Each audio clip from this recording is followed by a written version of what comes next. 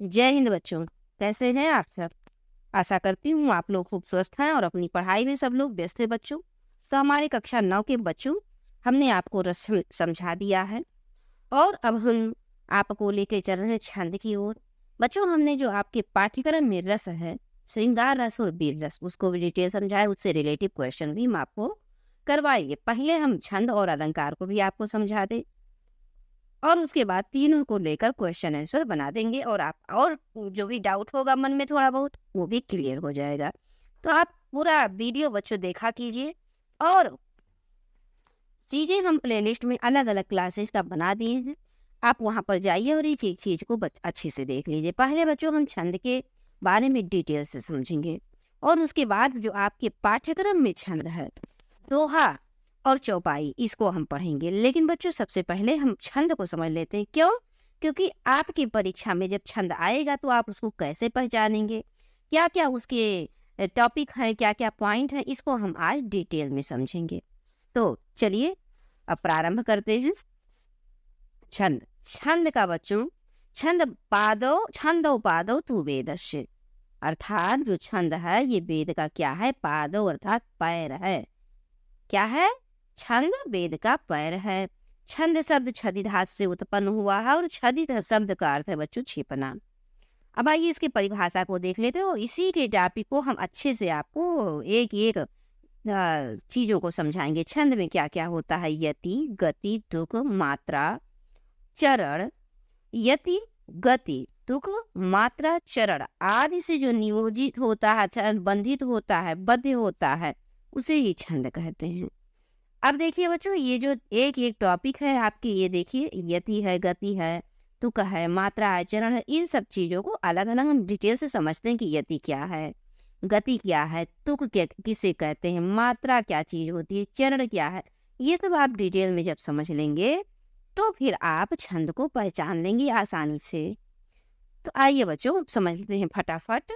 यति, यति का अर्थ है विराम या रुकना। यही समझ लीजिए, बस इतना ही काफी है आपके लिए कि यति का अर्थ है रुकना या विराम। अब कहाँ रुकना, ये समझ लेते हैं। तो किसी छंद को पढ़ते समय, जब हम किसी छंद को पढ़ते हैं तो उस समय जो रुकना होता है बच्चों जहाँ पर, उसे ही यति या विराम कहते हैं। जैसे मंगल भवन अमंगलहारी। अब यहाँ देखिए बच्चों, ये हो गया आपका यति विराम।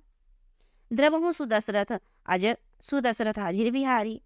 अब उसके बाद दीन दयाल बिरस संभारी। ये देखिए अब यहाँ पर यति लगा हुआ है, देखिए कॉमा लगा है ना, इसी कॉमा को बच्चों यति कहते हैं। क्या कहते हैं? इस कॉमा को ही हम यति कहते हैं। अब आइए आगे बढ़ते हैं। हरहु नाथ मम संकट भारी, ये कंप्लीट हो गए। तो ये जो रुका है बच्चों, कॉमा लगता है, इसी को यति कहते हैं।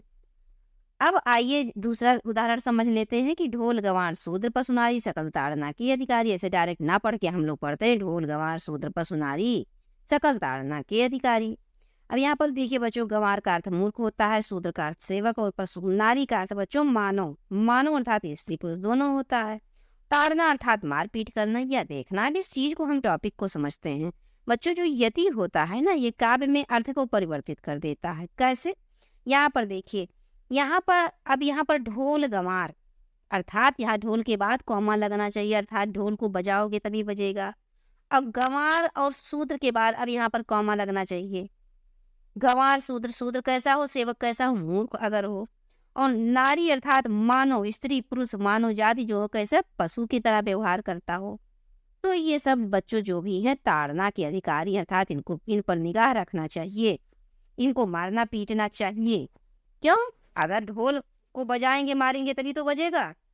और कोई सेवक है अगर मूर्ख है, काम सही से नहीं कर रहा, तो आप उसको डांटेंगे, निगाह रखेंगे, तब वो सही से काम करेगा।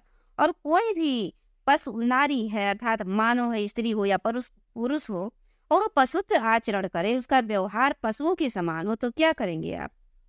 तो उस पर निगाह रखेंगे, उसको मारेंगे पीटेंगे। यही यहाँ पर अर्थ होता है। अब आइए, हमको आपको समझाना था कि जो यति होता है, विराम जो होता है, ये काव्य में अर्थ में भी परिवर्तन कर देता है। तो आपने आज समझ लिया यति। अब देखते हैं गति को, समझते हैं गति से। गति बच्चों लय है।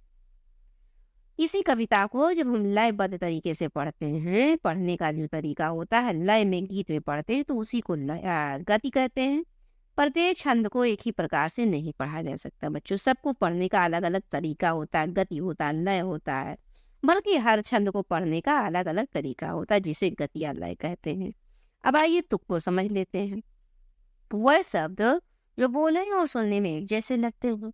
जब आप पढ़ते हैं कोई छंद या कविता तो अंतिम में देखते नहीं है तुक मिलता है, तो उसी को तुक कहते हैं। जैसे राम आम पाक साफ आन मान। किसी छंद के प्रत्येक चरण के अंत में एक ही प्रकार की जो ध्वनि निकलती है उसे ही तुक कहते हैं बच्चों, या अंत्यानुप्रास कहते हैं। जैसे मंगल भवन मंगलहारी, देखिए यहाँ पर हारी आ गया। द्रवों सुदर्शन अजीर बिहारी, बिहारी और हारी का तुक मिल रहा है कि नहीं मिल रहा है, इसी को बच्चों तुक कहते हैं। हमें विश्वास है आप समझ गए होंगे। यहाँ पर हमने नोट करके लिख भी दिया कि हारी और बिहारी बोलने में सुनने में एक समान लगते हैं, इसीलिए इसे तुक कहते हैं। जैसे दूसरा उदाहरण देख लीजिए बच्चों, रहीमन पानी रहीमन देख बड़े को लघु न दीजिए डारी। यहाँ पर डारी को देखिए, जहाँ काम आवे सुई कहा करे तलवार। डारी और तलवार में देखिए बच्चों तुक मिल रहा है। अब पाद और चरण समझ लेते हैं। तो छंद को कितने भागों में विभाजित किया गया है उसे ही चरण कहते हैं, पाद कहते हैं। चरण का निर्धारण दो प्रकार से होता है बच्चों। अब ये दो प्रकार कौन कौन है इसको हम लोग समझ लेते हैं। पॉइंट ये समझिएगा, एक एक पॉइंट अब आपको ध्यान पूरे कॉन्सेंट्रेशन से इसको देखिए और समझिए। जहाँ पर देखिए यति के पूर्व, जो यति अभी हमने आपको बताया कि जो विराम होता है कॉमा लगता है, उसके पहले भाग को एक चरण कहते हैं। जैसे यहाँ पर ये देखिए बच्चों कॉमा लगा हुआ है, तो अब इसको ये देखिए, अब इसको एक भाग कहेंगे। यहाँ पर कॉमा लगा हुआ है तो इसको एक भाग, ये देखिए इसको एक भाग, इसी को बच्चों भाग या चरण कहते हैं। तो 1 2 3 और ये 4, इसी को चरण कहते हैं। अब दूसरा देखिए आगे क्या कहा। दूसरा, जहाँ पूरी पंक्ति का एक चरण होता है और बीच में यदि केवल लय बनाने के लिए हो जाता है। कहीं कहीं पर बच्चों पूरी एक पंक्ति हो जाता है एक चरण का, लेकिन उसमें लय बनाने के लिए मतलब विराम लेने के लिए थोड़ा सा बीच में कॉमा लग जाता है। वैसे इसी प्रकार से कॉमा लग जाता है, ये एक चरण ये एक चरण ये। तो ये अब बताइए, आप समझ गए हैं कि चरण किसे कहते हैं। पाद अथवा चरण अब ये 3 प्रकार के होते हैं बच्चों, समचरण, अर्ध समचरण और विषम चरण। तो हम सबसे पहले समचरण को समझते हैं। जिस छंद के चारों चरणों की मात्रा या वर्ण समान हो, जैसे ये है तो इसमें मान लीजिए 11 मात्रा है तो इसमें भी 11 मात्रा हो, या इसमें 11 वर्ण है तो इसमें भी 11 वर्ण हो, तो इसे समचरण कहेंगे। और जिसके द्वितीय और चतुर्थ चरण को समान हो उसे समचरण कहेंगे। ये देखिए बच्चों द्वितीय अर्थात ये हो गया दूसरा। अब हम आपको इसको थोड़ा और डिटेल समझाते हैं। ये हो गया प्रथम, ये हो गया दूसरा, यहाँ पर एक ले लीजिए ये हो गया तीसरा, और यहाँ पर एक और ले लीजिए ये हो गया चौथा। तो ये दूसरा और चौथा चरण बच्चों सम होता है, और ये प्रथम और ये तीसरा चरण ये विषम होता है।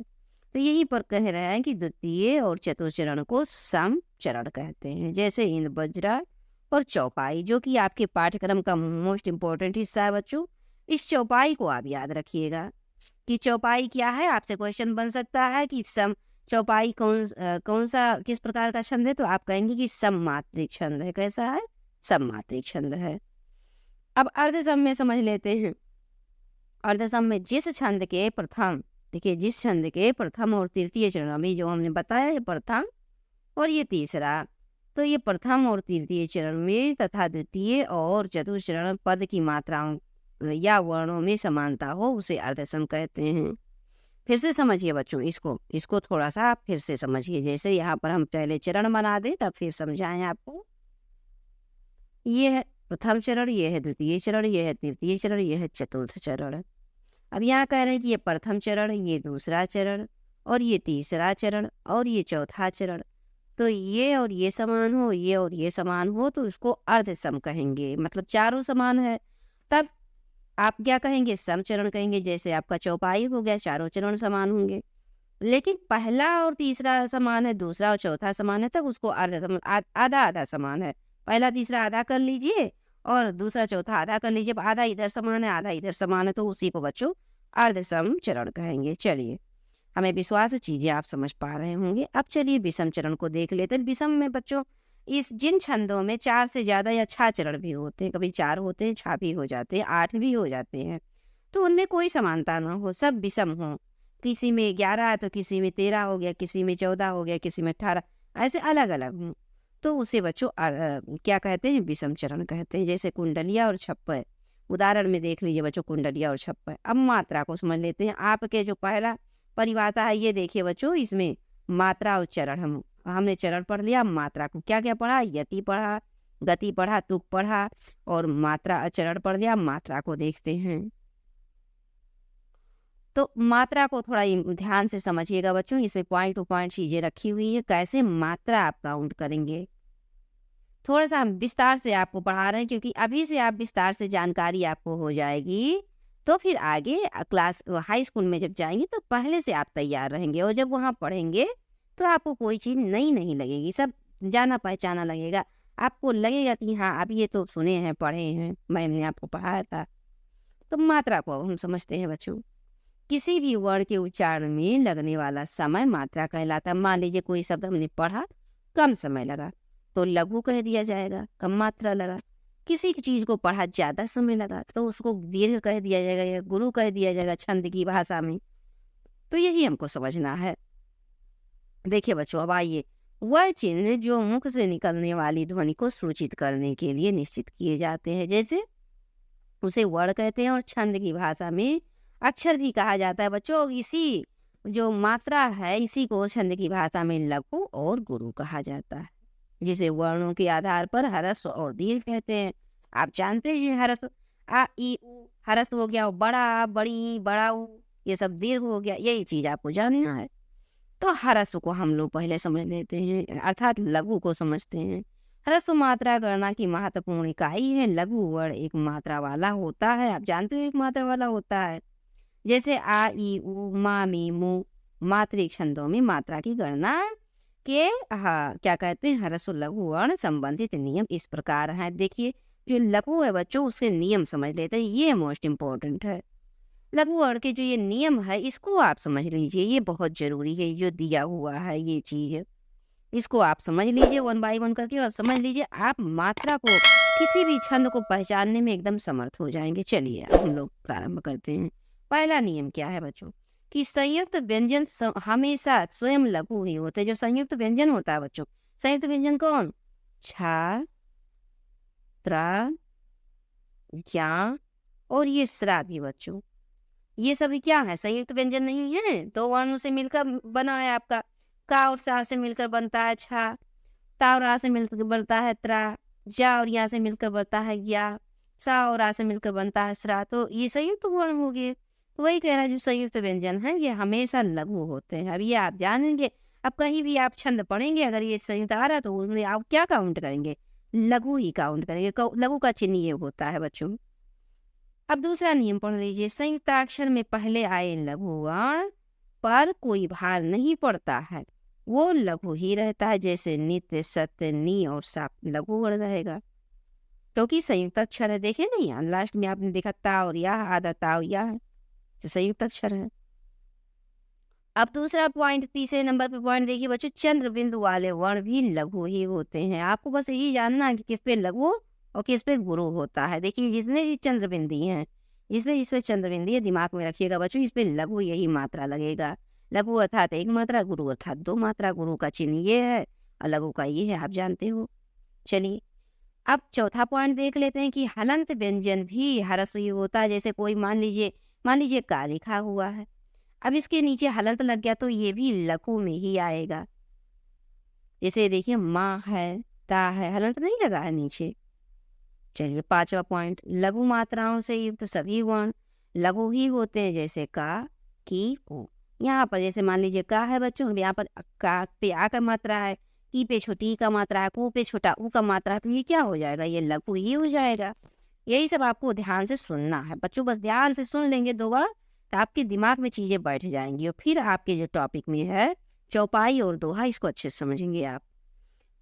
तो अब छठा पॉइंट भी देख लेते हैं बच्चों। ह्रस्व स्वर के साथ संयुक्त स्वर हो, अगर कोई ह्रस्व स्वर है और उसके साथ कोई संयुक्त स्वर हो तो भी लघु ही माना जाएगा।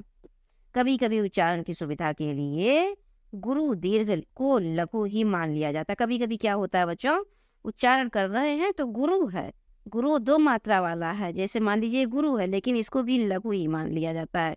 जब आप उच्चारण करेंगे तब आपको पता चलेगा। ये छठा पॉइंट देखिए बच्चों, ह्रस्व स्वर, ह्रस्व अर्थात ई, उ और आ ये ह्रस्व हो गया, के साथ संयुक्त स्वर हो, जैसे ए, आए, ये असंयुक्त स्वर है, ओ और आओ, ये संयुक्त स्वर है बच्चों। तो ये क्या कह रहे हैं, अगर ह्रस्व स्वर के साथ संयुक्त स्वर हो तो भी लघु ही होगा। फिर ए, ऐ, ओ, औ गुरु होता है, लेकिन उसके पहले अगर ह्रस्व स्वर कोई लगा है तब क्या होगा बच्चों, वो लघु ही हो जाएगा। आपने समझा दी लघु के नियम। अब आइए गुरु के भी नियम समझ लेते हैं। दीर्घ मात्रा जिसमें 2 मात्रा होता है, ये देखिए ये 2 मात्रा होता है, इसके नियम समझ लेते हैं। 2, यहाँ पर देखिए 2, एक मिनट बच्चों, 2 लघु वर्ण मिलकर एक दीर्घ गुरु के बराबर माने जाते हैं। मान लीजिए कोई 2 लघु वर्ण है, मिलकर क्या हो जाएगा, दीर्घ हो जाएगा। और उसको उसका चिन्ह बच्चों ये अभी हमने पहले ही बता दिया है, यही होता है।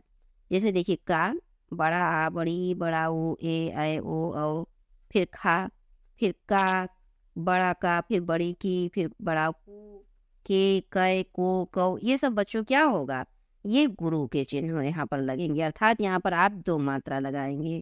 क्या लगाएंगे, 2 मात्रा लगाएंगे। अब आइए इसके थोड़ा नियम और जान लेते हैं। नियम जानेंगे तो फिर चीजें याद रहेंगी। अनुस्वार वाले, अब अनुस्वार ये देखिए बच्चों, ये सब मेन टॉपिक है समझने का, ये आप समझ लीजिए। ये देखिए अनुस्वार, अब कहीं किसी भी अक्षर पे अगर अनुस्वार लगा तो आप वहाँ गुरु मानेंगे, गुरु काउंट करेंगे। अब जब हम आपको काउंट कराएंगे तब चीजें आपके दिमाग में बैठेंगी, इसलिए आप इसको अभी ध्यान से सुनिए, मात्र सुनने पे फोकस कीजिए।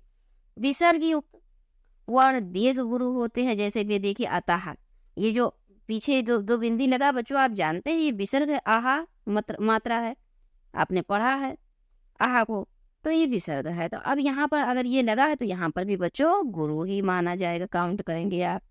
तीसरा पॉइंट देखिए, दीर्घ गुरु दीर्घ मात्राओं वाले वर्ण दीर्घ होते हैं। दीर्घ मात्रा वाला वर्ण तो हमेशा दीर्घ ही होगा, आप जान नहीं रहे हैं। देखिए ये सब दीर्घ मात्रा वाले वर्ण का, की, कू, के, कै, को, कौ, कूदना, कैसा, काम, केला, कोयल, कौन सा। अब इसमें देखिए अब आपको यहाँ पर काउंट करना पड़ेगा। अगर तब आप गुरु वर्ण लेंगे अर्थात 2 मात्रा काउंट करेंगे। चौथा पॉइंट समझ लेते हैं। दीर्घ मात्राओं वाले कुछ अन्य वर्ण भी दीर्घ होते हैं, जिनमें कुछ स्वर वर्ण भी होते, जैसे ये देखिए स्वर आम, ईख, ऊन, ओखली, औरत, ये सब क्या है, गुरु माने जाएंगे। अब 5वें पॉइंट पे देखिए बच्चों, कभी कभी चरण की पूर्ति के लिए अंत का लघु वर्ण भी विकल्प से दीर्घ मान लिया जाता है। अब देखिए ये पॉइंट मोस्ट इम्पॉर्टेंट है, ये जाने रहेंगे तो आप चीज़ों को हल करने में आसानी रहेगी। कैसे, कह रहे हैं कि कभी कभी चरण की पूर्ति करना होता है, कभी कभी जो हम काउंट करते हैं मात्रा को बच्चों, तो वहाँ पर एक पॉइंट कम हो जाता है, तो क्या करते हैं, तब कहीं जो लघु होता है अंत में उसको हम क्या करते हैं, गुरु मान लेते हैं, और फिर पूरा हो जाता है। 6ठे पॉइंट पे देखिए, संयुक्त अक्षर या उसके ऊपर अनुस्वार हो। मान लीजिए कोई संयुक्त अक्षर है, जैसे छा, जैसे ये मान लीजिए छा है, ये संयुक्त अक्षर है। अब इसके ऊपर क्या है, अनुस्वार है, बिंदी लगा हुआ है, तो उसी के बारे में कह रहे हैं। अनुस्वार हो तो वो ह्रस्व स्वर गुरु मान लिया जाता है। तब ये आपने हमें ऊपर पढ़ा है कि संयुक्त अक्षर क्या है, ह्रस्व है, लेकिन उसके ऊपर अगर अनुस्वार लगा है, ये बिंदी लगा है बच्चों, तब वो भी गुरु ही रहेगा। अब ये जब सब चीजें ध्यान से सुने रहेंगे तो जब अभी चीजें काउंट करेंगे, अपनी दोहा और चौपाई को पढ़ेंगे, तब आपको आसानी लगेगा। इसीलिए हम डिटेल पढ़ा रहे हैं आपको। संयुक्त अक्षर से पहले के वर्ण गुरु दीर्घ होते हैं, जैसे कुष्ठ हो गया, अक्षर हो गया, आदि में कु और आ, ये क्या है, संयुक्ताक्षर के से नवीन शब्द शुरू हो जाता है, और कुछ अपवादों को छोड़कर उसका प्रभाव पहले शब्द के ह्रस्व वर्ण पर नहीं पड़ता है। तो यही देखिए बच्चों, ये धृष्ट में क्या है, हा लघु ही रहेगा। ये धृष्ट, अब ये धृष्ट है ना, तो ये जो हा है ये लघु ही रहेगा। अब देखिए बच्चों, अब छंद के प्रकार, जो हमें छंद पढ़ना है, अभी तो हमने मात्राओं को काउंट किया, क्या छंद की परिभाषा में जो आपने पढ़ा था, यति, गति, मात्रा, चरण, उसको डिटेल से पढ़ लिया है। अब आइए बच्चों छंद के प्रकार को समझते हैं। छंद के प्रकार, तो छंद कितने हैं, 3 लगभग, मेन तो 2 ही हैं बच्चों, वार्णिक और मात्रिक, और मुक्त भी एक छंद है। वार्णिक छंद में वर्णों की काउंटिंग होती है, वर्णों अच्छा अर्थात अक्षरों को हम गिनते हैं, और इसमें अनुष्टुप, ये सब आपको पढ़ना ही नहीं है बच्चों। ये सब उदाहरण में हमने आपको दे दिया बस जानने के लिए कि वार्डिंग में कौन-कौन आता है। मातृछंद में वह जिनकी रचना में चरण मात्राओं की गणना होती है, यहाँ अक्षरों की गणना नहीं होती, जैसे दोहा, सोठा, रोला, चौपाई आदि, जिसमें आपको यही 2 पढ़ना है, दोहा और चौपाई। हमारे क्लास 9 के जो बच्चे हैं। मुक्त छंदी थोड़ा-सा जानकारी रख लीजिए, हिंदी में स्वतंत्र रूप से आज लिखे जा रहे हैं, उसे मुक्त छंद छंद कहते हैं। इसमें कोई बंधन नहीं होता, जैसे दोहा हो गया, सोठा, रोला, क्या कहते हैं, सवैया, कवित, इन सब का कोई बंधन नहीं होता, उसे ही मुक्त छंद कहते हैं। मातृछंदों में पाठ्यक्रमानुसार दोहा और सोठा, तो ये बच्चों आपको दोहा और क्या पढ़ना है, चौपाई। ये सोठा नहीं है, इसको चौपाई कर लीजिए, आपको चौपाई पढ़ना है, दोहा और चौपाई। तो देखिए अब हम छंदों का विभाजन भी पढ़ लेते हैं। छंदों का विभाजन क्या है, ये देखिए बच्चों। तो सम, अर्धसम, विषम छंद, ये है तो सम छंद, छंद के चारों चरण समान होंगे, हमने ऊपर भी पढ़ लिया है। अर्धसम पहले और तीसरे में और दूसरे और चौथे में, अर्थात जैसे ये हो गया पहला, ये हो गया दूसरा, ये हो गया तीसरा और ये चौथा। तो ये इधर बच्चों इधर समान रहे, इधर समान रहे, तो इसी को कहते हैं अर्धसम। जैसे दोहा और सोठा, जिनमें दोहा आपको पढ़ना है। दोहा के पहले और दूसरे चरण में 13 और 11 मात्राएं होती हैं, इसमें 13 होगा। देखिए दोहा की बात बता रहे हैं बच्चों, 13 इसमें 11 होगा, और इसमें फिर 13 और इसमें 11 होगा, तो ये हो गया आपका दोहा। और इसी का उल्टा आप पढ़ेंगे तो सोठा पढ़ेंगे। ये सिलेबस में आपके नहीं है सोठा, आपको क्लास 10 में इसको ये देखने को मिलेगा। विषम छंद को हम लोग समझ लेते हैं बच्चों, लास्ट टॉपिक है विषम छंद। यदि किसी छंद के चारों या 6, हमने आपको बताया कि पहले ही बता दिया कि विषम छंद में 4 भी हो सकते हैं, 6 चरण भी हो सकते हैं, और इससे ज़्यादा 8 भी हो सकते हैं। तो इन चरणों में जो मात्राएं होती हैं वो अलग अलग रहती हैं, उसी को विषम छंद कहते हैं, जैसे छप्पय और कुंडलिया। ये आपको पढ़ना नहीं, आपको मात्र क्या क्या पढ़ना है बच्चों, तो आपको दोहा पढ़ना है और चौपाई पढ़ना। तो इसी को हम नेक्स्ट टॉपिक में आपके लिए लेकर उपस्थित होंगे बच्चों। हमें पूरा विश्वास है, हमने सोचा पहले आपको डिटेल पॉइंट टू पॉइंट चीज़ें बताएं, तो बच्चों ये आसानी से समझ में नहीं आया, क्योंकि आपकी अभी भोले भाले भी छोटे बच्चे हो, इतना कठिन चीज़ें समझ में जल्दी नहीं आती। लेकिन आप समझना चाहेंगे तो समझेंगे कैसे, इसको 2 से 3 बार समझ लीजिएगा। पहले आराम से एक एक करके समझिएगा, फिर थोड़ा फास्ट मोड करके 2 से 3 बार सुन लीजिएगा, फिर आपके दिमाग में चीज़ें क्लिक करेंगे कि हाँ ये चीज़ ऐसे ऐसे होता है। फिर बच्चों जब हम दोहा और चौपाई पढ़ाएंगे तो आप बहुत अच्छे से समझ पाएंगे, और आपका एक भी नंबर कट नहीं होगा। अभी वर्तमान में हम 2-2 नंबर पे काम करना प्रारंभ कर दिए हैं बच्चों। रस छंद जो काव्य सौंदर्य में आपके पाठ्यक्रम में है, रस, छंद और अलंकार। रस को हमने पढ़ा दिया, छंद को पढ़ा रहे, फिर अलंकार को पढ़ाएंगे, फिर बच्चों चलेंगे हिंदी व्याकरण की तरफ। उसको कंप्लीट करने के बाद फिर आगे हम बढ़ेंगे संस्कृत, जो अनिवार्य संस्कृत है। मिलते हैं बच्चों नेक्स्ट क्लास में। चलते चलते आपसे छोटी सी निवेदन, चैनल को सब्सक्राइब कर लीजिए, वीडियो को लाइक किया कीजिए बच्चों, और इस वीडियो को मैक्सिमम लोगों तक शेयर करने का पूरा प्रयास कीजिए।